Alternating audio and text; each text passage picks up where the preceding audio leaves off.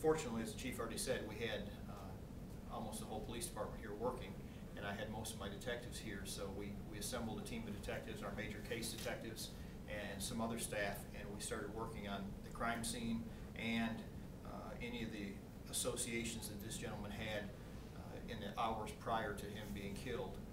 And what we were able to establish through phone records and through conversations with his friends and family members, we were able to interview a number of people over the course of the weekend, and that was, I think we interviewed between 10 and 15 individuals, most of them people who were able to establish that he had had conversations with or contact with in the hours prior to his death.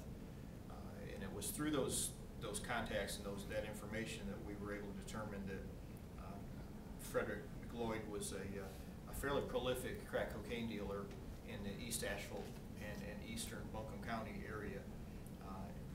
He was part of a small organization, a drug organization that we weren't much aware of, but he was very, very busy in his crack sales.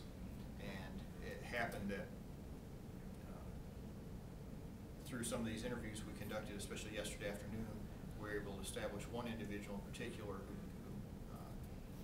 came in contact with Mr. McLeod right there prior to his death, and actually has confessed on some level to being in the car and stabbing Mr. McLeod and robbing him of his crack cocaine.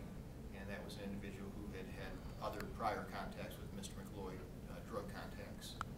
And so, as you know already, we have charged Steven Gordon Shultz